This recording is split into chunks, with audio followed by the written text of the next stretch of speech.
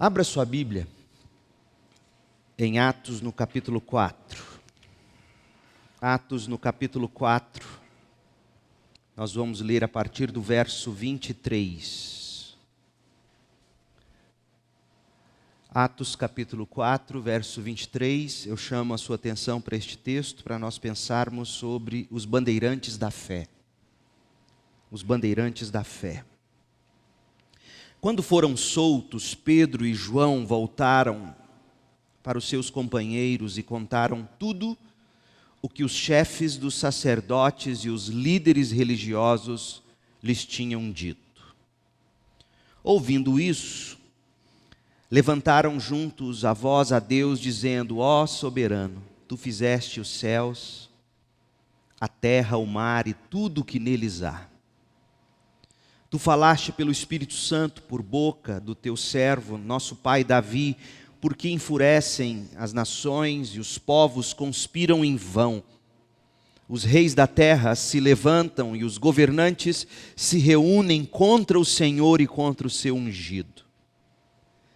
De fato, Herodes e Pôncio Pilatos reuniram-se com os gentios e com o povo de Israel nesta cidade, para conspirar contra o teu santo servo Jesus, a quem ungiste. Fizeram o que o teu poder e a tua vontade haviam decidido de antemão que acontecesse. Agora, Senhor, considera as ameaças deles e capacita os teus servos para anunciarem a tua palavra corajosamente. Estende a tua mão para curar e realizar sinais e maravilhas por meio do nome do teu santo servo Jesus. Depois de orarem, tremeu o lugar em que estavam reunidos. Todos ficaram cheios do Espírito Santo e anunciavam corajosamente a palavra de Deus. Da multidão dos que creram, uma era a mente e um o coração. Ninguém considerava unicamente sua coisa alguma que possuísse. Com grande poder os apóstolos continuavam a testemunhar da ressurreição do Senhor Jesus, e grandiosa graça estava sobre todos eles. Não havia pessoas necessitadas entre eles, pois os que possuíam terras ou casas as vendiam, traziam dinheiro da venda e o colocavam aos pés dos apóstolos, que o distribuíam segundo a necessidade de cada um. José, um levita de Chipre, a quem os apóstolos deram o nome de Barnabé, que significa encorajador, vendeu um campo que possuía, trouxe o dinheiro e o colocou aos pés dos apóstolos. Esta é a palavra de Deus. Amém. Bandeirantes é a denominação dada aos desbravadores do período colonial, que penetraram nos sertões do que hoje é a nossa pátria. Tidos como heróis por alguns e vilões por outros, os bandeirantes saíam em expedições por pelo menos 3 propósitos. Primeiro, em busca de riquezas minerais, sobretudo o ouro e a prata, abundantes no interior do nosso país. Em segundo lugar, eles saíam à caça de índios para escravizá-los. E também à procura de quilombos, com o objetivo de exterminá-los. Os mais famosos bandeirantes nasceram no que é hoje o estado de São Paulo. Foram, em parte, responsáveis pela conquista do interior e extensão dos limites de fronteira do país, porque havia o Tratado de Tordesilhas, que foi o acordo firmado entre Portugal e Espanha, com a intenção de dividir as terras do Novo Mundo. E não fosse pelos bandeirantes conquistando terras, o Brasil não teria a vastidão que hoje ele tem. Isso é fruto do trabalho dos bandeirantes. E foi por causa deles também que todo o centro-oeste pertence ao Brasil. Por exemplo, o Centro-Oeste foi criado, as capitanias de Goiás e de Mato Grosso, em 1748. Nós devemos, como Estado, aos bandeirantes. E não é à toa que na bifurcação da Avenida Anhanguera com a Avenida Goiás, nós temos aquele belo monumento do bandeirante, o Anhanguera.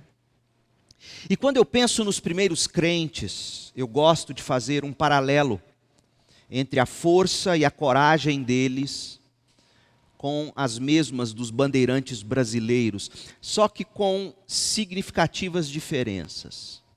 Em primeiro lugar, a nossa bandeira, a bandeira dos bandeirantes da fé, era Cristo e continua sendo. As riquezas que os primeiros crentes buscavam eram vidas convertidas, ou seja, a fé em Cristo Jesus, que é muito mais valiosa do que o ouro que perece. Em vez de caçar para escravizar, os bandeirantes da fé se entregavam para salvar e libertar cativos do pecado. Os bandeirantes da fé iam até as primeiras comunidades de fé, as igrejas recém-estabelecidas, não para destruí-las, mas para encorajá-las, para encorajar os crentes a permanecer na fé. Eu gosto de pensar nas igrejas como quilombos espirituais. O que era um quilombo?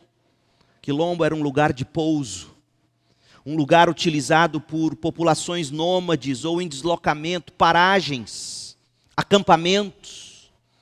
Era um acampamento guerreiro, capital, povoação, união. O quilombo eram comunidades autônomas de escravos, fugitivos, e nós somos escravos de Cristo, fugitivos do pecado. Eu gosto sempre de fazer essa analogia entre o quilombo e as igrejas como quilombos espirituais.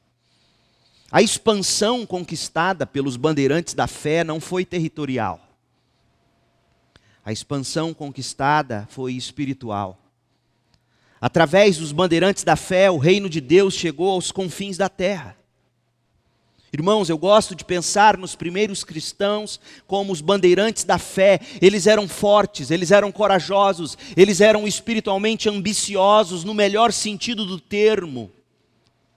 Porque eles queriam ver pessoas salvas, pessoas discipuladas. Eles sonhavam com a conquista do mundo pelo Evangelho.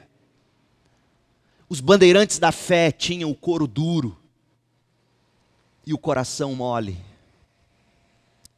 Ouviram o que eu disse? Os bandeirantes da fé tinham o couro duro e o coração mole, muito diferente dos crentes de hoje, que têm o couro mole, não aguenta pancada nenhuma, e tem o coração duro.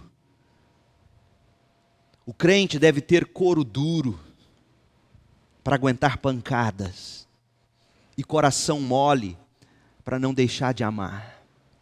O texto que eu li no início para vocês nos revela o espírito desses primeiros crentes. E quando nós estudamos o texto, a gente pode encher os cantis do coração da gente de coragem. A gente pode carregar a bagagem com fé e a gente pode se preparar para trilhar o caminho, desbravando esta selva de pedras que é a nossa cidade, em busca de almas para Cristo. Portanto, a pergunta que eu quero responder nesta manhã é a seguinte: o que nos ensinam os bandeirantes da fé? O que nos ensinam esses primeiros crentes? A primeira lição, olhando para o texto, é: eles eram perseguidos, mas não abandonados. Perseguidos, mas não abandonados. Quando a gente chega ao capítulo 4 de Atos, a gente descobre que a perseguição, que o sofrimento, foi um fator chave para o aperfeiçoamento de qualidades na vida desses bandeirantes da fé. Não se iluda, o sofrimento melhora o nosso coração, o sofrimento endurece o nosso couro, o sofrimento amolece o nosso coração, o sofrimento, a perseguição nos capacita. Oposição gerou naqueles crentes força. Eles aprenderam a resistir firmes nas convicções que tinham. Eles aprenderam a depender de Deus para sobreviverem. E aprenderam a depender uns dos outros para se encorajarem. Gente, é digno de nota o texto que revela que apesar de perseguidos, aquele povo, o Senhor jamais os abandonou. A presença de Jesus na vida deles fez toda a diferença.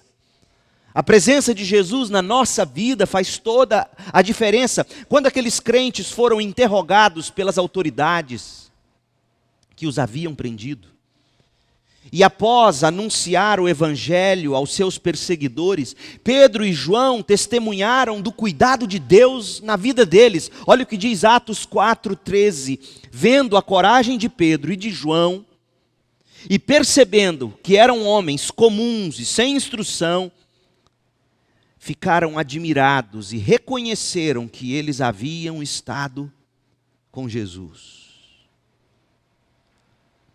Naquele momento de perseguição, pode ser que eles talvez estivessem se sentindo abandonados, mas o que eles não conseguiam perceber, e seus perseguidores perceberam, é que o cheiro de Jesus não deixou eles. O jeito de Jesus sendo formado neles não os abandonou. Pelo contrário, quando eles foram exprimidos, quando eles foram perseguidos, quando eles foram apertados pelo sofrimento, sabe o que saiu do coração deles? Jesus. Perseguidos, mas não abandonados. O sofrimento, irmãos, é como uma mão firme que pega uma esponja ensopada, e quando você aperta a esponja, o que tem dentro daquela esponja, o que está ensopando a esponja, sai, se é detergente, sai espuma. O sofrimento aperta o coração da gente. E tem crente que quando é apertado pelo sofrimento, pela perseguição, não espuma Cristo, não revela Cristo. O sofrimento serve para a gente descobrir, para o povo que nos circunda descobrir, que apesar de perseguidos, nós não somos abandonados. Podem nos espremer, podem nos apertar, podem nos perseguir. O que vai sair do nosso coração é Cristo, não é ira, não é ódio, não é sentimento de vingança, é Cristo. Eles vão olhar para nós e vão reconhecer que nós havíamos estado com Jesus. Irmão, não se esqueça, sofrimento, seja ele de ordem física, saúde, sofrimento, seja um bullying, uma perseguição, seja uma fofoca, seja um maltrato, seja qual for o sofrimento, é a mão de Deus apertando a espuma do seu coração, a esponja do seu coração, e Ele quer saber o que vai sair daí. Vai sair Cristo ou o quê? Aliás, Deuteronômio nos diz que Deus provou o povo no deserto para saber o que estava no coração deles. Perseguidos, mas não abandonados. Segundo lugar, pressionados, mas não desanimados. Irmãos, após interrogarem e ouvirem a Pedro e João, as autoridades se reuniram e tomaram uma decisão sobre o caso. Reveja comigo em Atos 4:18, diz o texto que então, chamando Pedro e João novamente, ordenaram-lhes que não falassem, nem ensinassem em nome de Jesus, mas Pedro e João responderam: julguem os senhores mesmos, se é justo aos olhos de Deus obedecer aos senhores e não a Deus, pois não podemos deixar de falar do que vimos e ouvimos. Depois de muitas ou demais ameaças, eles os deixaram ir. Não tinham como castigá-los, porque todo o povo estava louvando a Deus pelo que acontecera, pois o homem que fora curado milagrosamente tinha mais de 40 anos de idade. Irmãos, tamanha pressão, apesar da coragem inicial dos dois apóstolos, e após os ânimos se esfriarem, toda essa pressão tinha potencial bastante para fazer Pedro e João e os demais se desanimarem. É como se Pedro depois, voltando para casa com João, olhasse um para a cara do outro e dissesse assim: dessa nós escapamos, mas da próxima talvez não. É melhor parar por aqui. Ou vamos dar uma acalmada, vamos mudar o jeito. Mas graças a Deus que, mesmo pressionados, eles não se desanimaram. Por quê? O que os dois bandeirantes da fé fizeram logo depois de terem saído dessa pressão? Como é que você age quando você está sob pressão? Você enche a cara? Você vai para a balada? Atola sua cara diante da pornografia no computador? O que você faz quando está sob pressão? Porque sob pressão todos nós vivemos. Eu gosto de olhar para esse texto e ver que o que esses homens fizeram depois que foram pressionados não foi para a rede social, não foi ficar deixando a mente divagar diante do Sport TV ou do WhatsApp, do Facebook. Não, esses homens procuraram o quilombo espiritual. Eles procuraram a igreja. E por que eles procuraram a comunhão da igreja? Quando eu olho para as 3 atitudes dessa igreja, acolhendo Pedro e João após a pressão, eu descubro por que eles eram pressionados, mas não desanimavam. É muito lindo, gente. A primeira coisa que eles fazem, eles compartilham. Capítulo 4, verso 23 diz que quando foram soltos da pressão inicial, quando a mão da perseguição afrouxou um pouquinho, Pedro e João voltaram para os seus companheiros e contaram tudo o que os chefes dos sacerdotes e os líderes religiosos lhes tinham dito. O adjetivo companheiros não está no original grego que foi escrito o texto. Foi adicionado ao texto português pelos tradutores para nos dar maior clareza na leitura da frase. Na verdade, o versículo simplesmente diz assim: Pedro e João voltaram para os seus, para aqueles que lhes pertenciam. Eles voltaram para aqueles que lhes pertenciam, para aqueles que por serem deles os receberiam. Eles voltaram para a igreja, e na igreja, o que eles fizeram? Eles compartilharam. Não havia ressentimento na fala deles, não havia ira. Havia um compartilhamento. Irmãos, o compartilhamento é fundamental para nós não desanimarmos. É por isso que a gente precisa de pequenos grupos na igreja. E é por isso que estamos trabalhando nisso. Nós precisamos de relacionamentos discipuladores. É por isso que nós estamos fazendo o curso toda quarta-feira, às 8:30 da noite. Venha, eu não quero que você fique de fora. Nós precisamos reaprender a prática bíblica do relacionamento na vida de videira.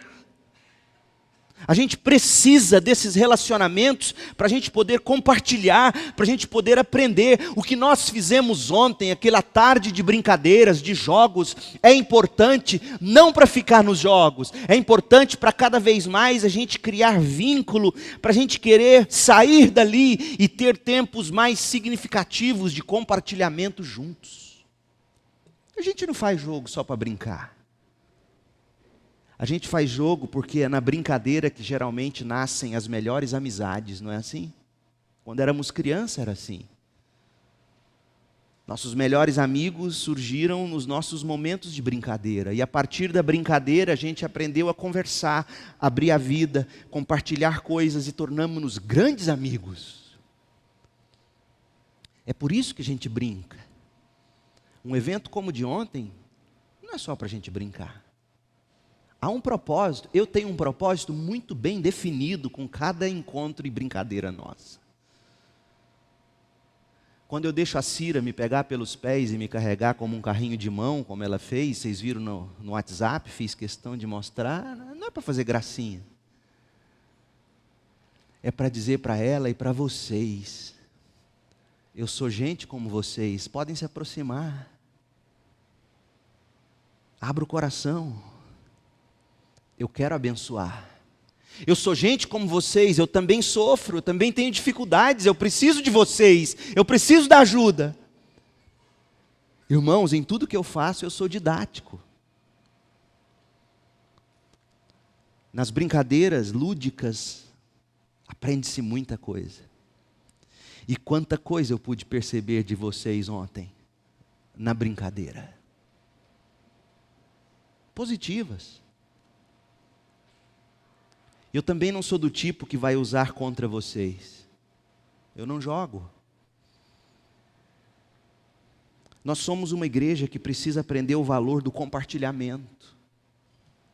O valor de nos reunirmos em pequenos grupos, em conversas com amigos de alma, gente com quem a gente se abre, com quem a gente fala, pessoas que depois de nos ouvirem respondem com encorajamento. Nós precisamos disso para nós não desanimarmos. Pressionados, mas não desanimados, são aqueles que compartilham com seus companheiros.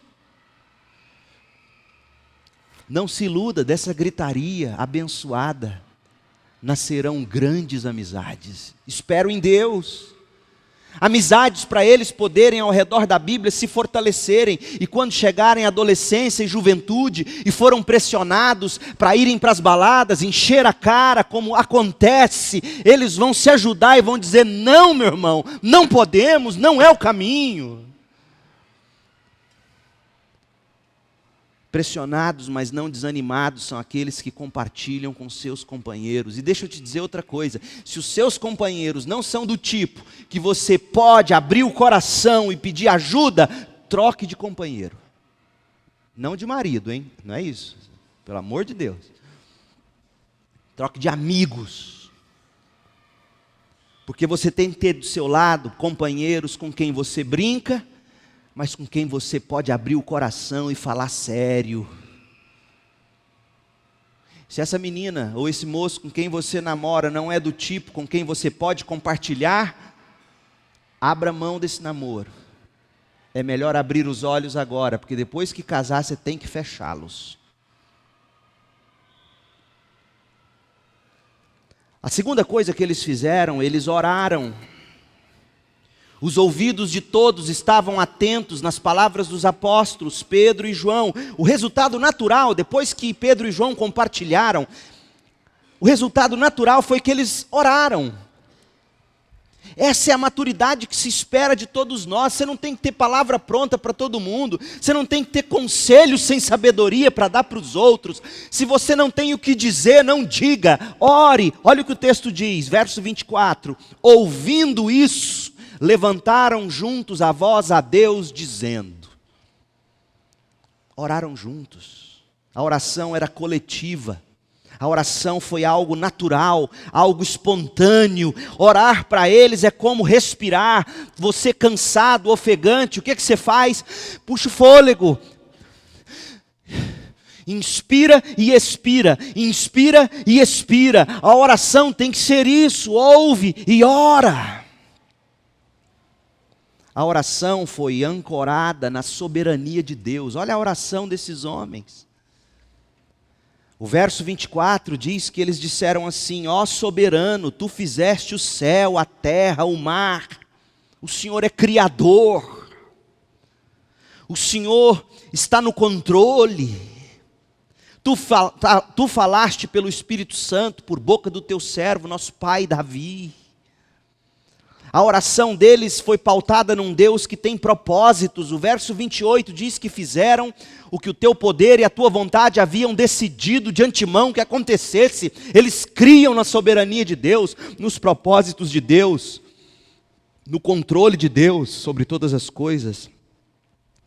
Afinal, Deus é criador. Eles oram espontaneamente, eles oram ancorados na soberania de Deus, eles oram guiados pela Bíblia. O verso 25 e 26 nos mostra que a oração deles foi calcada no Salmo de número 2. Eles identificam a situação que eles estão vivendo com um texto bíblico que eles conheciam, e aí eles usam o texto bíblico para orar. Irmãos, a gente precisa aprender a orar a Bíblia. Abra um salmo e comece a orar. Faça desse salmo a sua pauta de oração. A oração foi para a glória de Deus e do nome de Cristo. Olha o verso 29, os verbos que estão nos versos 29 e 30, o verbo considerar, o verbo capacitar, o verbo estender. Agora, Senhor, considera as ameaças desses que nos perseguem e capacita os teus servos para anunciarem a palavra corajosamente. Nós não queremos, Senhor, desanimar, nós queremos continuar falando, mesmo que pressionados. E por isso nós precisamos que o Senhor considere a perseguição E é interessante que eles não pedem, Senhor, faça acabar a perseguição. Você está escutando eles dizerem isso? Não. Senhor, considera as ameaças deles e capacita os teus servos. Senhor, considere a força deles, como vimos no último estudo de Atos. Considere o que eles têm feito. E na mesma medida de maldade e de poder que eles têm, nós queremos a capacidade do Senhor para a gente continuar anunciando a palavra corajosamente. É interessante que no verso 30 eles dizem: estende a tua mão para curar e realizar sinais maravilhosos por meio do nome do teu servo Jesus. É interessante que o mesmo discípulo que orou pedindo que Deus curasse e realizasse sinais, não pediu para Deus parar com a perseguição. Sabe por que isso é interessante? Porque curas e maravilhas no Novo Testamento têm um propósito definido. Dar autoridade ao nome de Cristo, dar veracidade ao nome de Cristo, para que aqueles que ainda não são crentes, creiam no nome e se convertam. Por isso que eles pedem cura e maravilhas.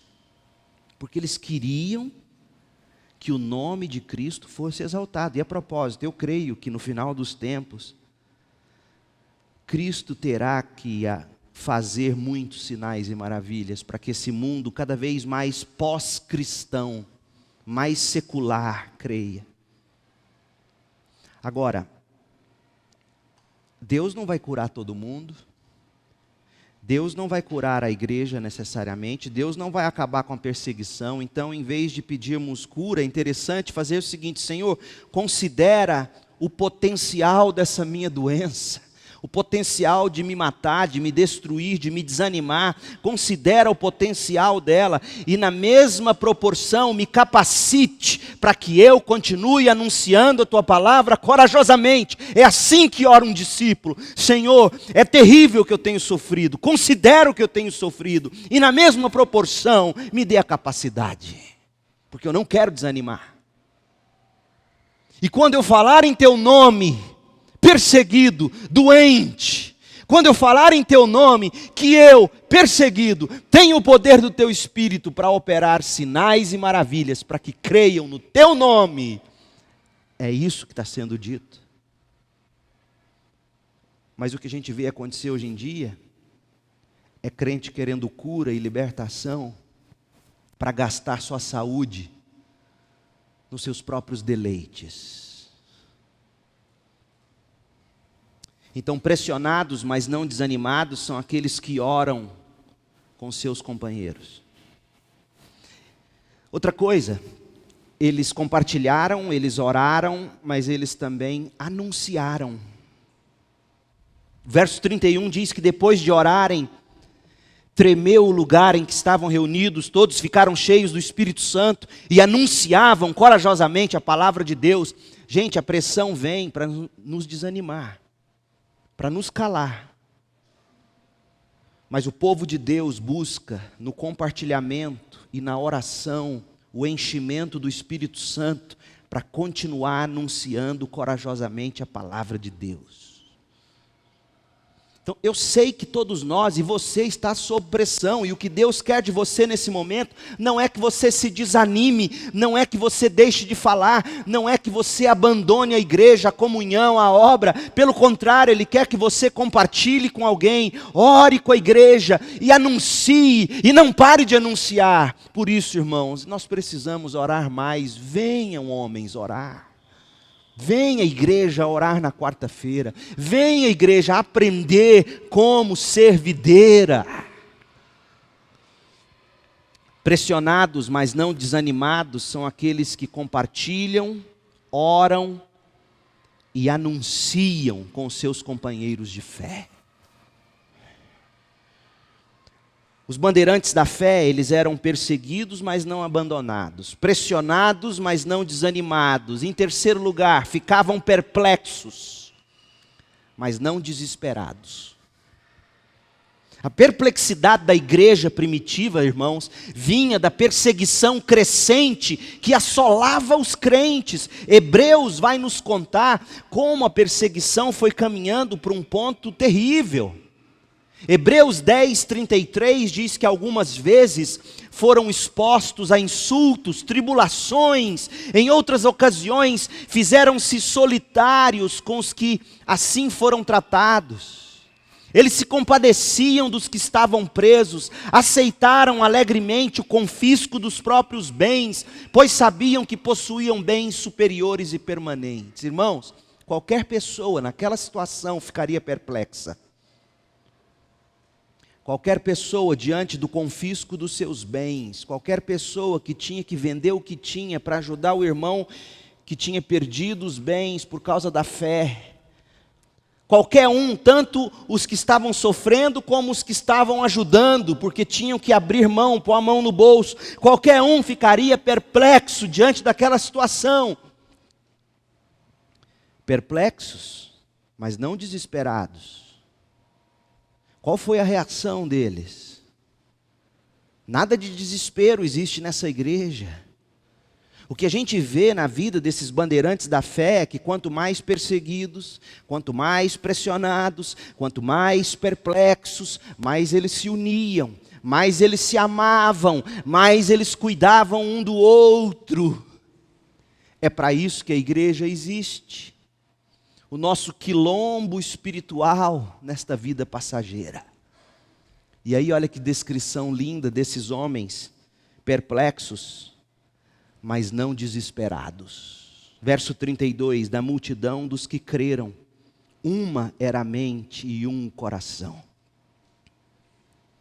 Perplexos, mas não desesperados. Olha só, ninguém considerava unicamente sua coisa alguma que possuísse, mas compartilhavam tudo o que tinham.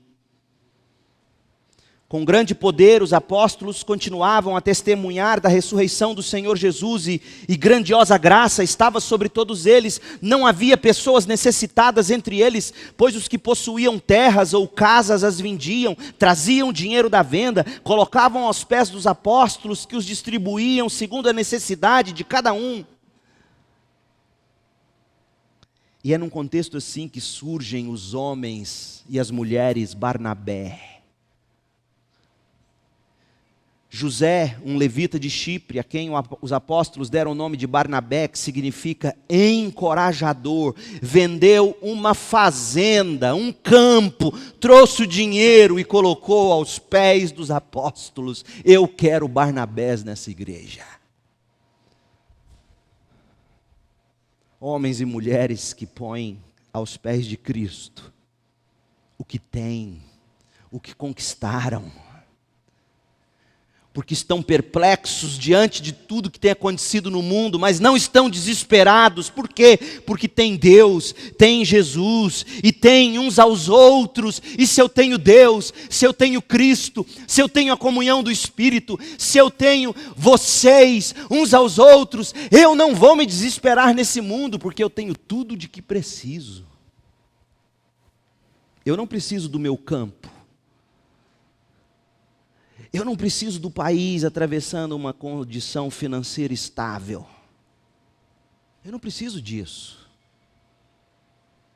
Diante da perplexidade, porque, gente, o que você faria num momento de crise como aquele, num momento em que estava sendo tudo confiscado? O Collor assume o governo e confisca a poupança. Todo mundo estava tendo as coisas confiscadas. O que você faz num momento difícil? Você poupa. Mas eu olho para essa igreja e vejo eles fazendo o oposto. Eles estão perplexos, mas não estão desesperados. Eles ajudam, eles põem a mão no bolso, eles dizimam, eles ofertam, eles cuidam uns dos outros. Terminando, eles estavam abatidos, mas não destruídos. Havia necessidade entre eles. Não somente por causa da pobreza, pelas desigualdades sociais. As necessidades eram principalmente por causa das injustiças cometidas contra crentes.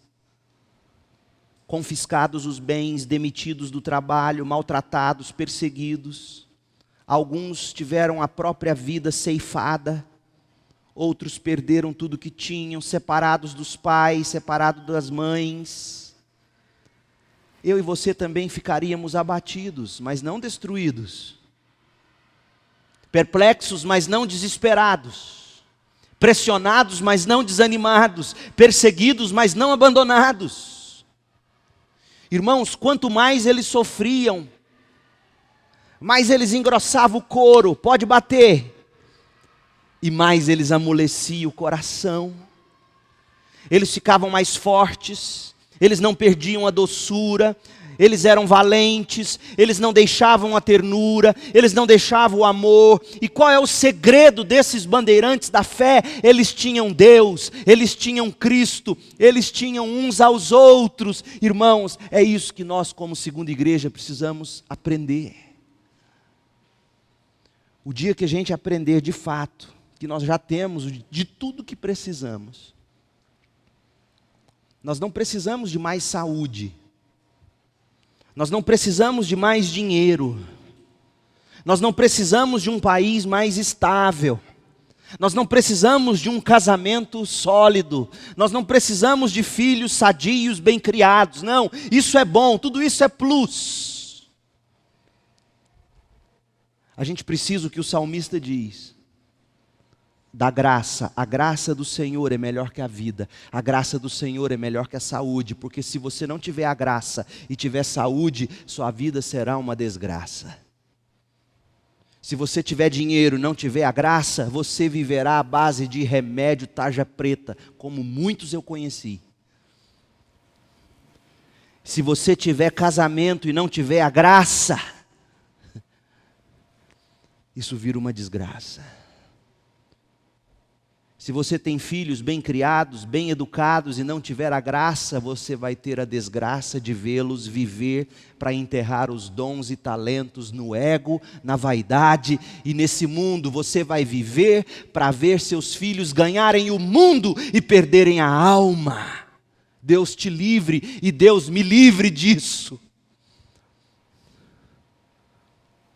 Nós já temos o de que precisamos, nós já temos Deus, nós já temos Cristo e nós temos a igreja. Nós temos uns aos outros, irmãos. Ame a sua igreja.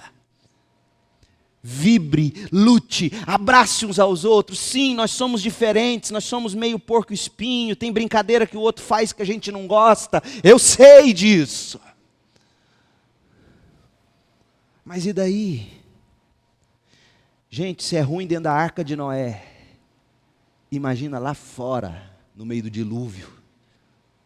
Então, meu irmão, desculpa, mas aprende a conviver com o mau cheiro do cocô dos bichos. Essa é que é a verdade.